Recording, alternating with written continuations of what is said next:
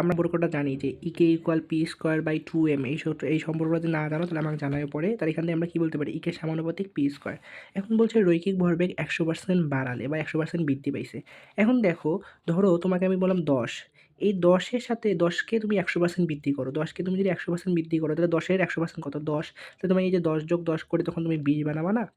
সেমভাবে তোমাকে যদি বলি আমি এক্সের 100% বাড়ালে কি, এক্সকে 100% বাড়ালে কী হবে, এক্সকে যদি 100% বাড়াও তাহলে তখন এক্স যোগ এক্স তখন 2x হবে না। সেই তো এখন বলছে রৈখিক ভরবেগ 100% বাড়ালে। এখন তুমি যদি রৈখিক ভরবেগকে 100% বাড়াও তাহলে তুমি রৈখিক ভরবেগকে কী ধরবা, তাহলে তুমি প্রথমে ধরো যে রৈখিক ভরবেগ হলো পি, তারপরে তোমার মেইন শুধু গতিশক্তি হলো ইকে, প্রথমে যারা দেওয়া আছে।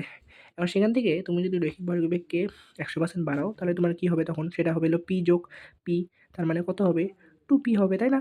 তখন হবে কি তোমার 2p। তাহলে তখন তোমার গতিশক্তি কত বৃদ্ধি পাবে।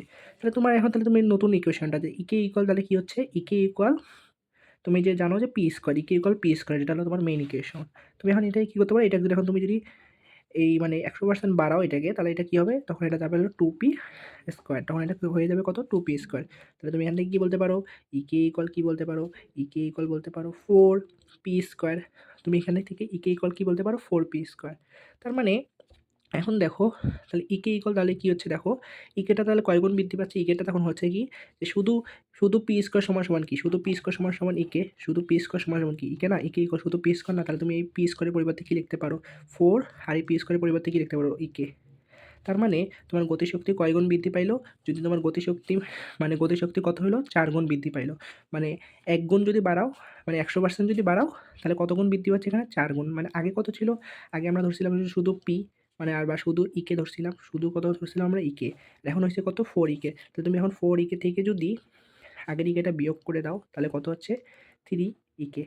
মানে কত গুণ বাড়লো, আমার তো লাগছে এলো যে কত মানে গতিশক্তি কত গুণ বৃদ্ধি পায় বা কতটুকু বৃদ্ধি পায়।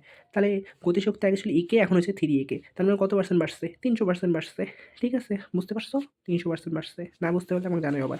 এখন তুমি আরেকটা প্রশ্ন দিছিলা 4 নম্বর, যে কোনো বস্তুর গতিশক্তি যদি 300 গুণ বৃদ্ধি করো তাহলে উক্ত বস্তুর ভরবেগ কত। তার মানে গতিশক্তিকে এখন তোমাকে 300 গুণ করতে হবে। তাহলে প্রথমে পি ইকুয়াল তোমাকে পি ধরতে হবে, তারপরে ইকে ইকুয়াল প্রথমে ইকেই থাকুক, কিন্তু